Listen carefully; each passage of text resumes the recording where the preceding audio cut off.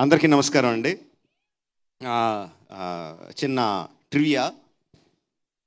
నేను మెడ్రాస్లో ఉన్నప్పుడు పెద్దన్న నీలగిరి అని ఒక మలయాళం సినిమా చేశాడు, మా మమ్ముట్టి గారిది. అందులో ఆయన ఎందా మాషే అంటూ ఉంటాడు. ఆయన మాష అంటే ఏంటి అని మా డ్రైవర్ని అడిగాను. పెద్దన్న దగ్గర డ్రైవర్ మలయాళీ అని అడిగితే ఏంటి బాస్ అన్నట్టు మలయాళంలో ఎందా మాషే అంటారన్న.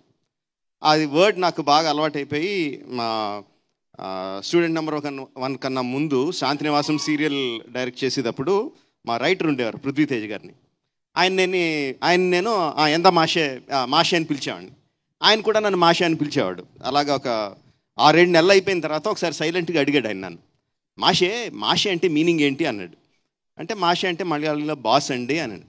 ఓ అవునా, మీరు ఫస్ట్ నన్ను ఎందా మాషే అంటే ఈడేదో నన్ను తిడుతున్నాడు అనుకుని నేను కూడా తిట్టేద్దా అని చెప్పి ఎందా మాషే అంటే మొదలుపెట్టాను.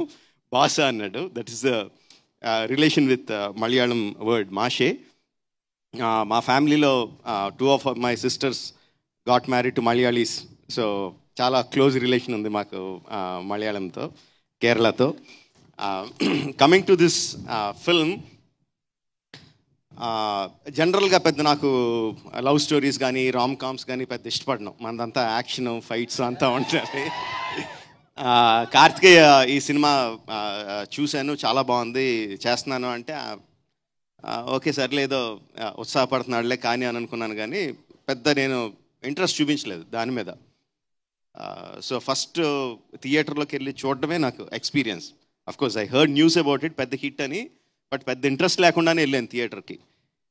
వెళ్ళిన దగ్గర నుంచి బిగినింగ్ నుంచి ఒక 10-15 minutes వదిలేస్తే అక్కడి నుంచి బిగినింగ్ నుంచి ఎండ్ వరకు నవ్వుతానే ఉన్నాను. అండ్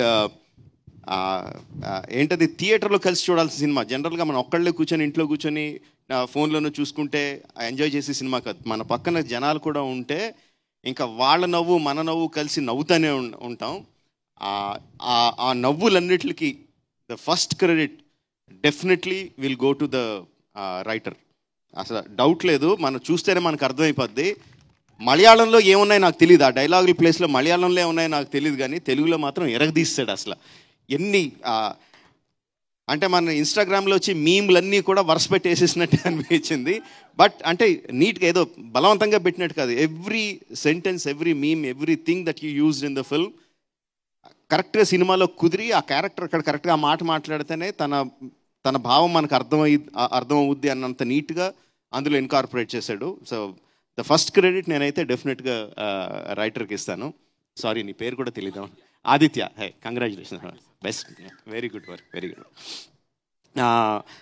తర్వాత యాక్టర్లో జనరల్గానే మలయాళం సినిమాల్లో చాలా కొంచెం జెలసీతో కొంచెం బాధతో ఒప్పుకోవాలి. బెటర్ యాక్టర్స్ అందరూ కూడా చాలా బాగా పర్ఫామ్ చేస్తారు మలయాళంలో.